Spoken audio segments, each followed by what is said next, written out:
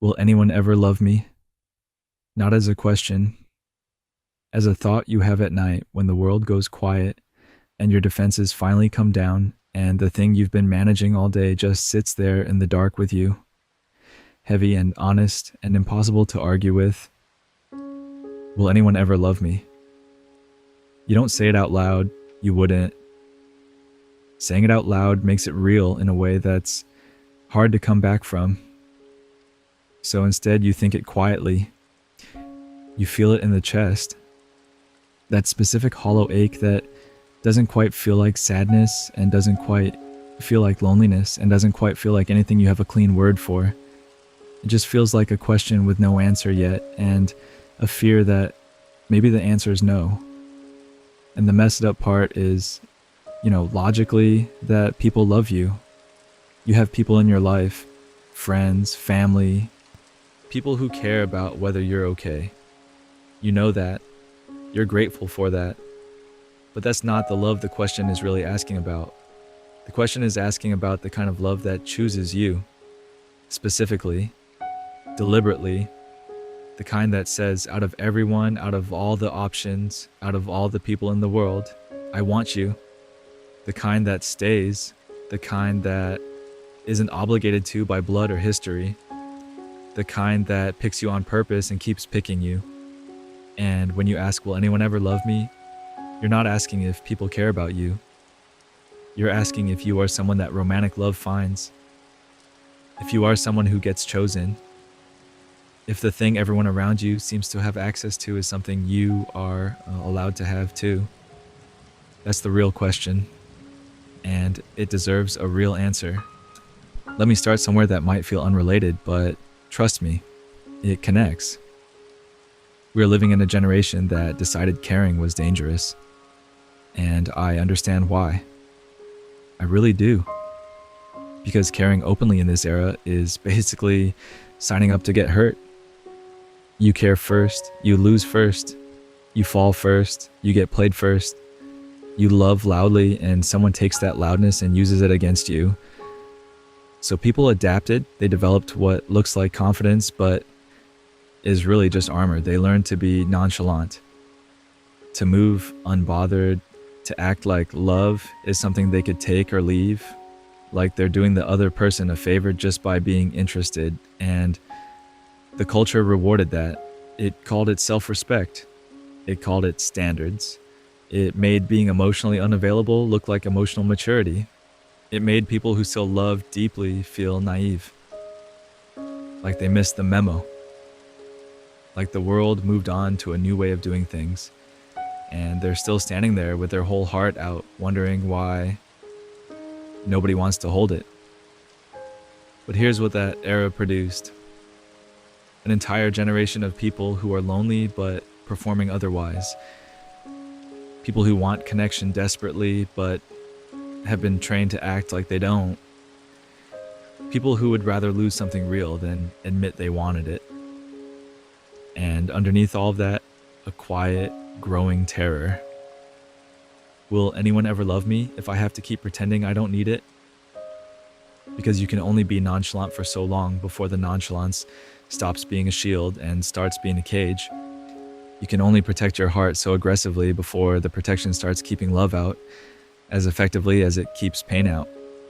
And then one day you look up and you realize you've been so good at not needing anyone that no one knows you need them. And the question comes back louder than ever. Will anyone ever love me? Not the performance. Me. Let me tell you about a specific kind of person. The one who never stops showing up. You know them. Maybe you are them. The one who answers the call every time. The one who remembers what you said you were stressed about and checks in a week later without being asked. The one who drives out at midnight because you said you weren't okay. The one who gives advice they wish someone would give them. The one who holds everyone else's weight quietly so that no one has to hold theirs. People call this person reliable, dependable, a good friend, a good person. And they are. They genuinely are. But what nobody talks about is what it costs to be that person. what it does to you over time to always be the one who gives and rarely be the one who receives, to always be the strong one, to have people come to you with everything and never think to ask how you're doing. Not because they're terrible people, because you made it look so easy, because you never let them see how heavy it gets. And then at night, when everyone you showed up for is somewhere being loved by someone, you're sitting alone with the question, will anyone ever love me the way I love them? Because you know what your love looks like when you give it. You know how thorough it is, how consistent, how real. And you can't understand why no one has shown up and loved you like that back. Why the same depth you pour out never seems to find its way home to you. And the cruelest thing the world ever told this person is that their love is beautiful while treating it like it's infinite. Like it doesn't run out, like it doesn't need anything in return to keep going. Like the person giving it is above needing what they give. You are not above needing it. You are just better at pretending than most. There is a type of pain that belongs specifically to the person who got close but not close enough. The person who almost got chosen. The person who had something that felt real, something that had all the ingredients, the chemistry, the comfort, the genuine connection, and then watched it dissolve without a clean explanation. Almost. That word should be illegal, because almost means you got close enough to imagine it, close enough to picture waking up next to them, close enough to start thinking in terms of us instead of me, close enough that when it ended, it didn't just feel like losing a person. It felt like losing a future that had already started to feel real in your head, even though it never technically existed. And what almost does to you, specifically, is it makes you doubt your own perception, because you felt something. You know you felt something. It wasn't in your head. The connection was there. The warmth was real. And yet, somehow it still wasn't enough. And now you're standing in the rubble of something that never even got to be a building, asking yourself the question that almost always leaves behind. What is wrong with me that even this couldn't work? Nothing is wrong with you. That is not what that almost was about. That almost was about their readiness, their capacity, their timing, their unhealed things that had nothing to do with your worth. But try it telling that to someone at 2 a.m. who can still feel the ghost of something that never got to be real. Almost doesn't heal clean. It leaves a question mark where a period should be. And sometimes you spend months standing in that question mark, waiting for a sentence to finish that the other person already walked away from. Let me talk about the ones who asked you to wait. Maybe they said they weren't ready. Maybe they said the timing was off. Maybe they said you're amazing, but I just can't right now. And you, because you care, because that's who you are, decided to wait. You told yourself you'd give them time. Horton, you told yourself patience was love. You told yourself that if you just stayed consistent, stayed available, stayed kind, eventually they'd be ready and they'd see you standing there and they'd choose you. So you waited. And while you waited, you watched them. You watched them live their life. You watched them heal or not heal. You watched them date other people or not date other people. You stayed in this ambiguous, painful, almost space where you were something but not something official. Where you mattered but not enough to be chosen. Where you were valuable but not valuable enough to be priority. And the hope of eventually kept you there longer than sense should have allowed. Here's the truth about wait for me. Most of the time, wait for me is not a promise. It's a management strategy. It's a way to keep you close without committing to you. It's a way to hold the door open just enough that you don't fully leave without actually inviting you in. And you stayed in that doorway for months, maybe years, because the possibility of being chosen felt better than the certainty of walking away. But possibility is not love. Potential is not love. And a door held open is not the same as a door opened wide. The person who makes you wait indefinitely while they figure out if you're worth committing to has already told you the answer in the question itself. Someone who is certain about you does not need a waiting period. They do not need to figure it out. They feel it and they act on it, because the idea of you walking away while they're deciding is something they can't sit with. If they could sit with it comfortably, they were never as certain as their words suggested. Now, let me talk about something that lives underneath all of this, something that most people never name directly because naming it requires more honesty than most conversations allow. There are people walking around who do not believe at their core that they are lovable, not unlovable in a dramatic, self-pitying way, not in a way they'd ever say out loud to most people, but in a deep, quiet, foundational way, a way that shows up in how they receive compliments, in how quickly they dismiss affection, in how they self-sabotage when something good is finally in front of them, in how they overgive to compensate for the secret belief that they are fundamentally not enough. And this belief didn't come from nowhere. It was built slowly by experiences that stacked up over time until they calcified into something that felt like truth. Maybe it started young.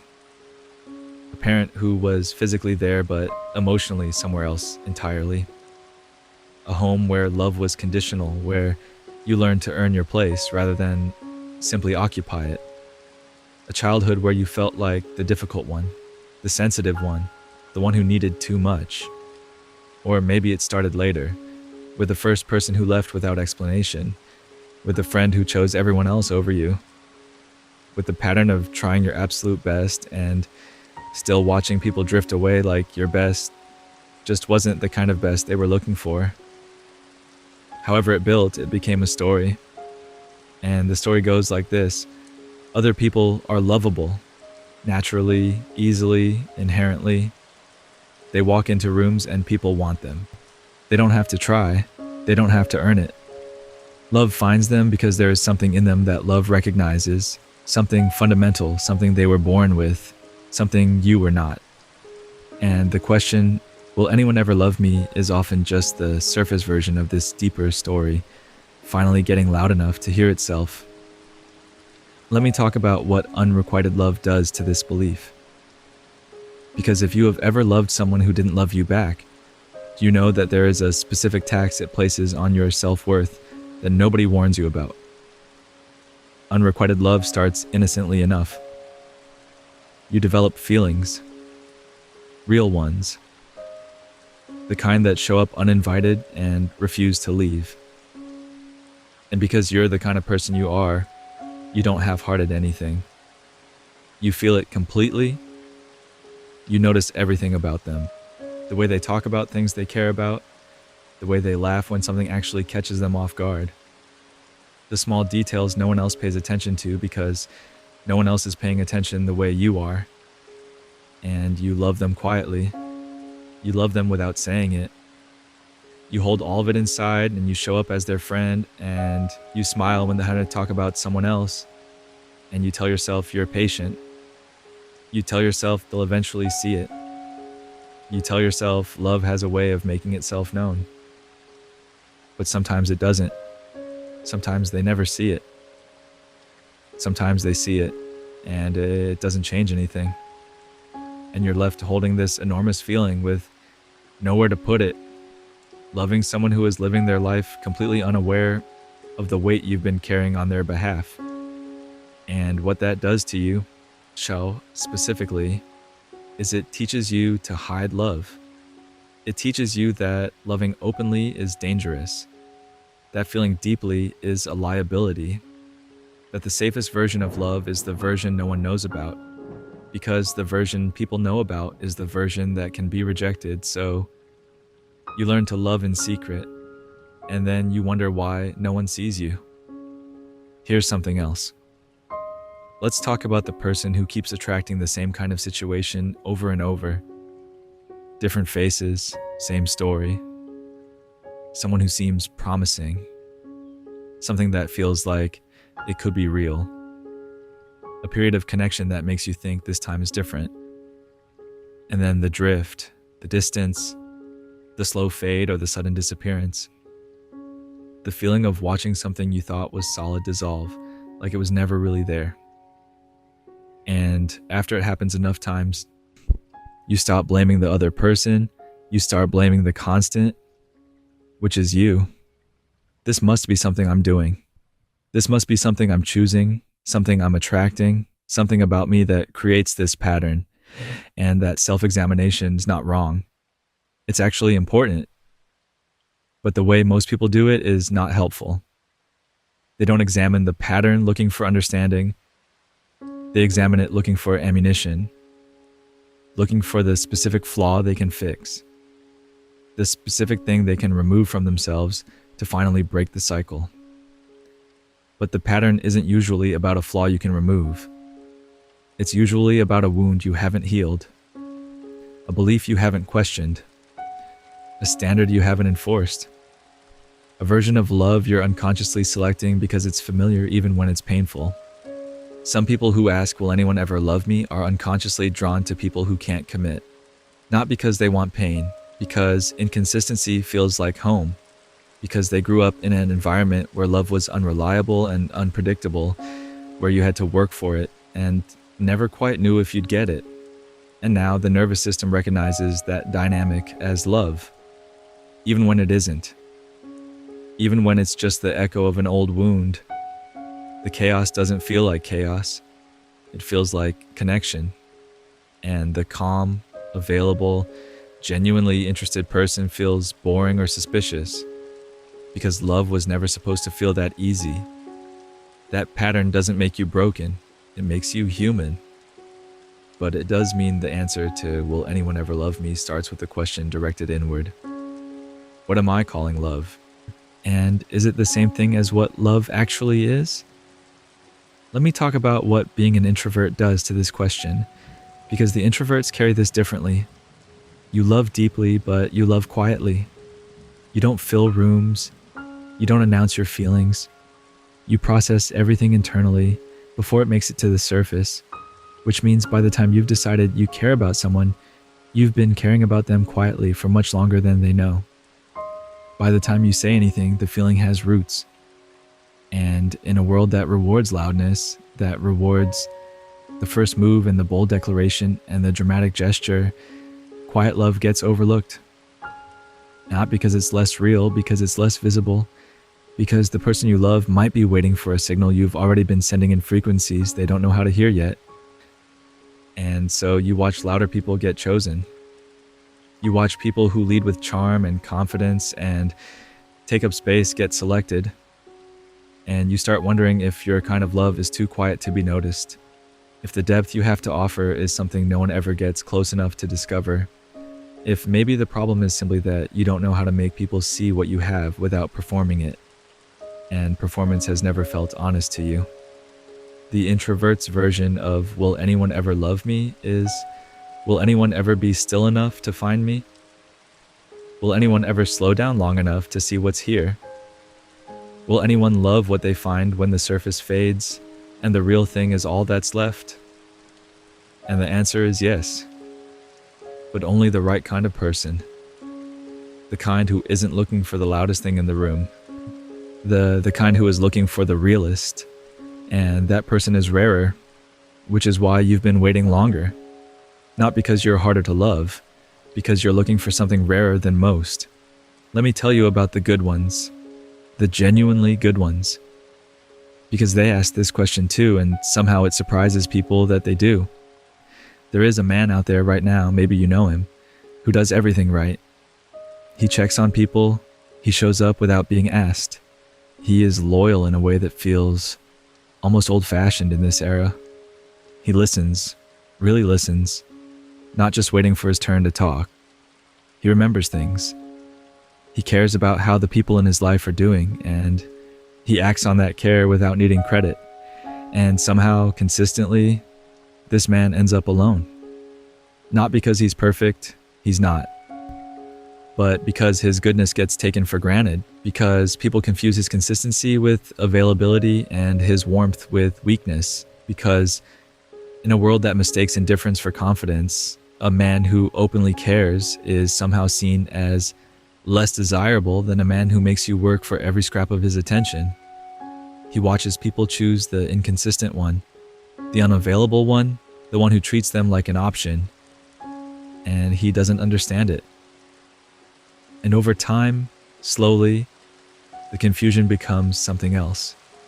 It becomes a question.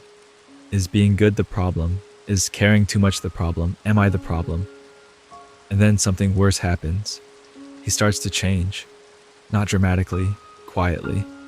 He starts holding back a little, replying a little slower, caring a little less visibly. Not because that's who he is, because the world has taught him that being who he is comes at a cost. He keeps paying alone. And that's the tragedy, not just for him, for everyone who would have been lucky enough to receive that love if he hadn't been trained out of giving it so freely. The good ones ask this question too, and the answer the world keeps giving them is do more, be more, change more.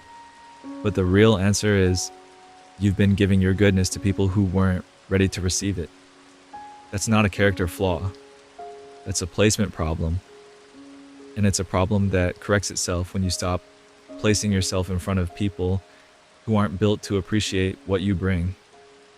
Let me talk about what happens at night, specifically at night, because this question has a daytime version and a nighttime version, and they are not the same question. During the day, you are fine. During the day, there is movement and noise and things to do and ways to feel useful and present. The question lives somewhere in the background, quiet enough to ignore. You go to work, you talk to people, you laugh at things. You are, by all outward appearances, okay. But night is different. Night strips the distraction away. Night takes every defense mechanism you spend the day constructing and dismantles them in the first hour of silence. And in that silence, the things you managed all day stop being manageable. They become the only thing in the room. You lie there and you think about the last person who made you feel wanted. And you trace the arc of how that ended. You think about the person you love right now who doesn't know you love them. You think about the wedding you went to last month where you sat in the back and felt that specific ache that is happiness for someone else and grief for yourself at the exact same time. You think about the group chat that lit up for everyone's plans and the quiet notification on your phone that nobody reached out to you today. Not really, not in the way that means something. And the question arrives, not loudly, quietly, with that calm, heavy certainty that is worse than panic, because panic passes and this just sits there. Will anyone ever love me? And the night offers nothing back. No comfort, no argument, just the question and the silence and the weight of both. Those nights are not prophecies. I need you to hold on to that. What you feel at 2 a.m. is not a fact about your future. It is your unmet needs finally finding the quiet they need to speak. It is loneliness getting its moment because you gave it no room during the day. It is real. The feeling is absolutely real, but the conclusions it reaches are not. Night feelings are not night truths. They are just the loudest things in a quiet room. Let's talk about the second love. Because I think the second love is where this question finds its most complicated home. The first love doesn't ask this question. The first love is too busy being reckless and wholehearted and undefended to ask anything this heavy. The first love just believes. It doesn't know enough yet to doubt. But the second love comes after you know what loss feels like. After you know that love can end. After you have learned, through experience rather than theory, that feeling something deeply is not enough to make someone stay.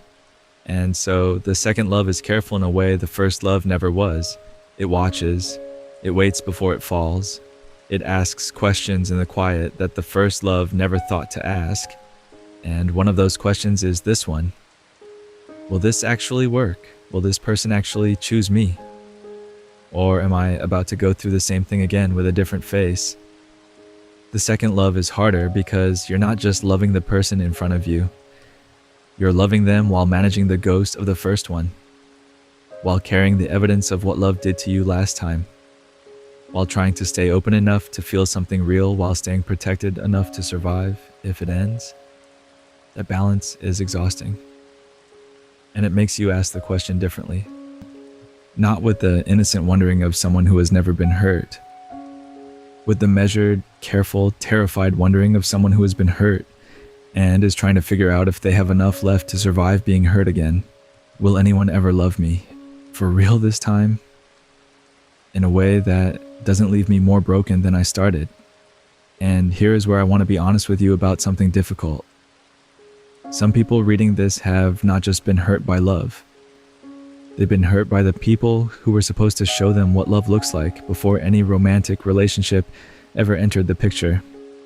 And for those people, the question, will anyone ever love me, isn't just a fear about the future, is a wound that has been there since the beginning. A parent who was cold. A parent who left. A parent who stayed but was never really present.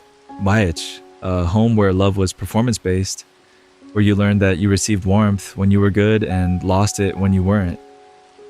Where love felt like something you had to constantly maintain rather than something that was simply there. And from that foundation, you go into every connection with a blueprint that was drawn wrong from the start. You expect love to be conditional because that was the first love you knew. You expect people to leave because the first person who mattered most made leaving feel inevitable. You expect to have to earn your place because you were never taught that you just get to take up space. And so you work, you overgive, you try to be indispensable, you try to be so necessary to the people you love that they couldn't possibly choose to go. Because the deepest version of the fear isn't will anyone love me, it's will anyone love me even when I'm not useful, even when I'm not performing, even when I'm having a hard week and I can't show up as my best self. Even when I'm just me, plain and ordinary and tired, without anything extraordinary to offer. Will anyone love the version of me that doesn't have to be earned? That's the real question. And it is one of the most human questions ever asked. Let me talk about self-sabotage. Because this is where the conversation usually gets uncomfortable and people start defending themselves in their own heads. Some of the people reading this who ask, will anyone ever love me, have had love in front of them. Real love. The genuine article. And they ran from it. Not because they wanted to, because something in them, something deep and unexamined and operating from pure fear, decided that this was too much. I'm too good, too close, too real. And so they created distance. They picked fights about things that didn't matter. They pulled away right when things were getting real. They convinced themselves that something was wrong with the other person, so they didn't have to sit with the fact that what was actually wrong was their ability to let love land. This is avoidant attachment, and it is one of the cruelest tricks the mind plays, because the person is not cold. They're terrified. They want love more than almost anything. But their nervous system has learned, somewhere along the way, that closeness leads to pain, that vulnerability leads to loss, that letting someone see you fully means giving them the tools to hurt you in ways no one who stayed on the surface ever could. And so when love arrives and it feels like it might actually be real, everything in them screams danger. Not because it is dangerous, because it is close. And close is what scared them last time. Close is what hurt before. So they leave before they can be left. They push before they can be pulled from. They decide it won't work before it has a chance to. And then they stand in the aftermath and ask why love never finds them, genuinely not seeing the connection between their escape and love's absence. If this is you, I want to say something carefully. You are not broken, you are defended. And there is a difference. Broken cannot be fixed. Defended can be understood. and understanding is the beginning of choosing differently. Let me talk about what this question really sounds like when you let it finish. Will anyone ever love me is never just those 5 words. It always has a second half that doesn't get said. Let me say some of them out loud. Will anyone ever love me the way I love people? The kind that notices the small things, that shows up without being asked, that stays when it would be easier to go. Will anyone ever love me without needing me to be less? Without finding my depth too much? Without needing me to dial myself down to a version that's easier to be around? Will anyone ever love me through my difficult, not just my good days and my high energy and my best self? Through my tired, my insecure, my hard to reach, my I don't know what I need, but I need something. Will anyone ever love me after knowing everything? After I've told them about the years that broke me? After I've shown them the parts I usually keep locked? After I've trusted them enough to be entirely myself and not the curated version I show everyone else? Will anyone ever love me on purpose? Not because they ended up with me, not because I was convenient, not because no one better came along, but because they looked at everything and said, yes, this one, I choose this one. That is the question, and I want you to know that every single part of it is answerable.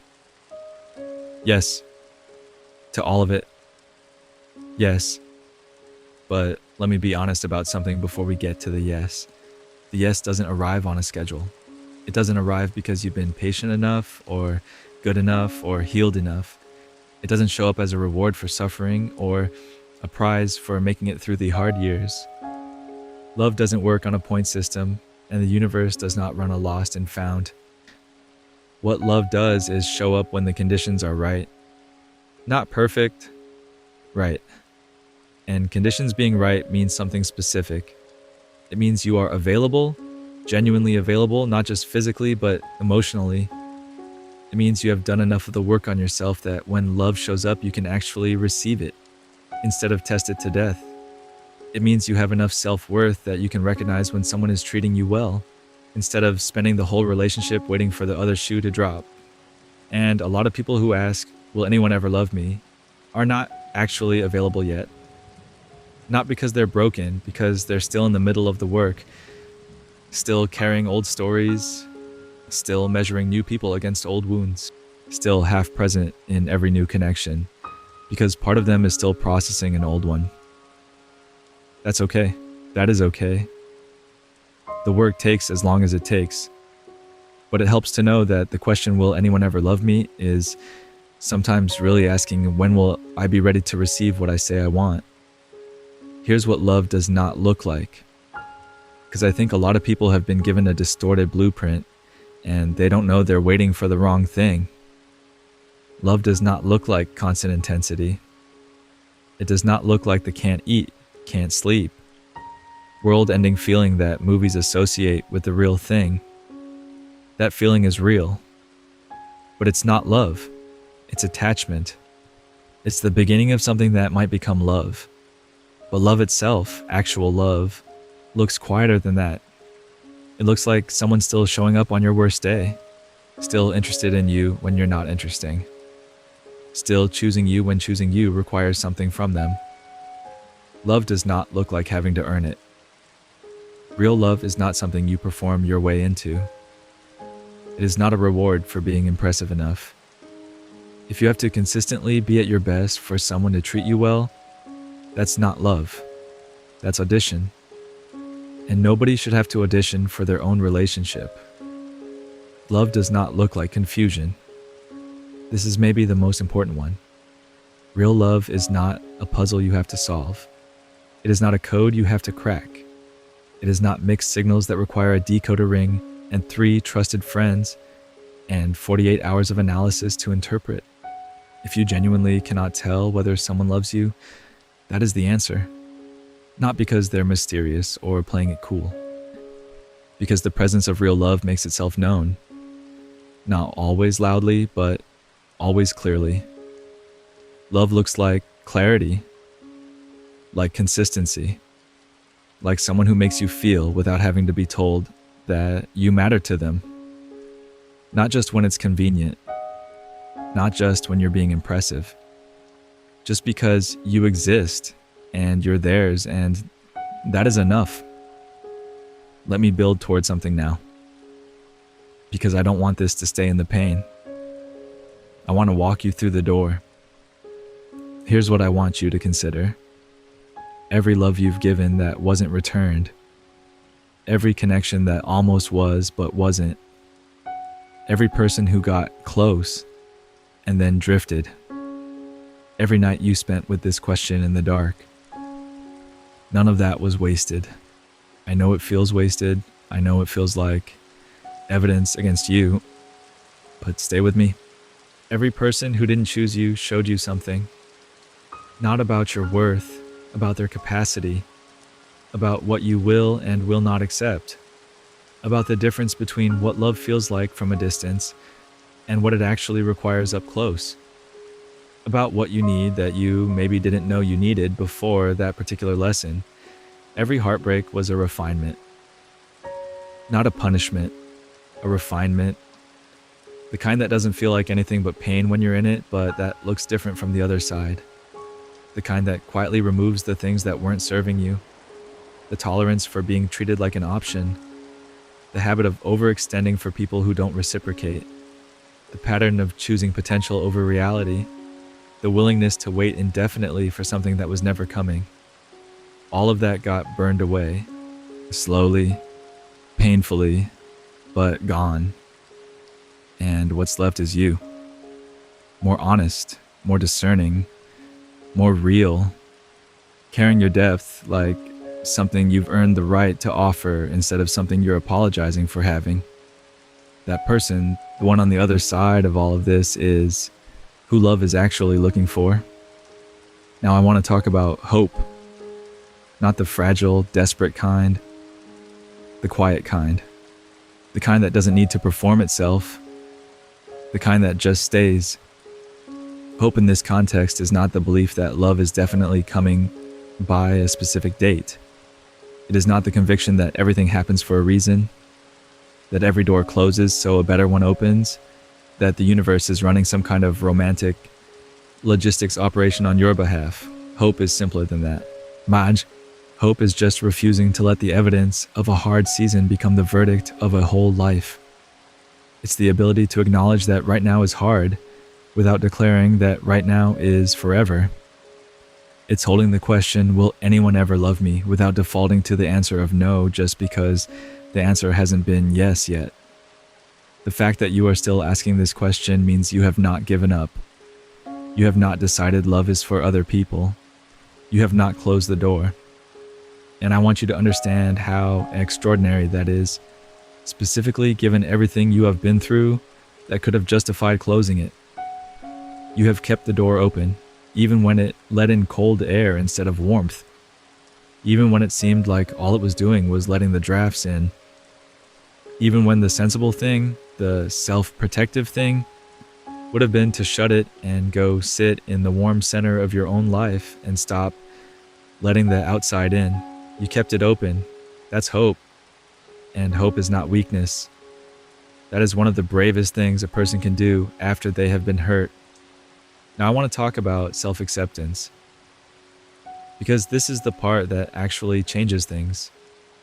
Not therapy language self-acceptance where you repeat affirmations in the mirror. Real self-acceptance, the kind that shifts your actual experience of yourself. Real self-acceptance is not thinking you're perfect. It is not deciding you have no flaws. It is not performing confidence or fake it till you make it in your way into a better self-image. Real self-acceptance is deciding that your worth is not contingent on being chosen. That is the sentence. That is the whole thing. Your worth is not contingent on being chosen. Not by one specific person. Not by romantic love in general. Not by how many people find you attractive, or how quickly you move through the talking stage, or whether the last person who left has come back. You are not more valuable when someone wants you. You are not less valuable when they don't. Your worth exists independently of other people's perception of it. It existed before anyone chose you. It exists right now, in the middle of the choosing or not choosing. And it will exist after, regardless of what the outcome turns out to be. I know that can sound abstract. Let me make it concrete. Self-acceptance means you stop adjusting yourself based on who is or isn't interested. You stop getting quieter when you think you might be too much. You stop getting louder when you think you might be too quiet. You stop monitoring yourself through someone else's eyes and trying to be the version of you that you think they want. You just be you, exactly as you are, with the depth and the care and the laugh that's too loud and the feelings that go all the way to the bottom. You lead with that instead of apologizing for it, and then you let people respond how they respond. And the ones who respond well are the ones who were ever worth having. This is not arrogance, it is dignity. And dignity is what breaks the cycle. And now, the empowerment, the part that completes the arc. Because I don't want to end with something soft and reassuring that asks nothing of you. I want to end with something that trusts you to be capable of more than passive waiting. Stop asking, will anyone ever love me, as though the answer lives entirely in someone else's hands.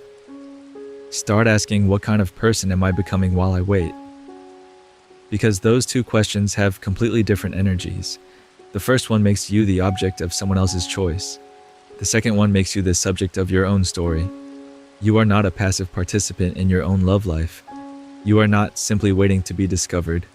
You are out here every day making choices about who you let in, what you accept, how you show up, what you're willing to tolerate, what standard you hold for yourself and for the people who want access to you. Those choices are yours, and they determine, more than luck or timing or fate, what kind of love finds you.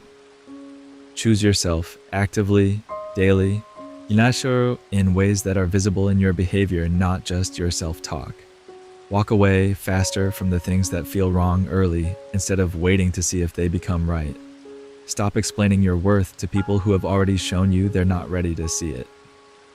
Stop giving your best energy to situations that only receive it on their own timeline. Stop building a home in someone else's maybe.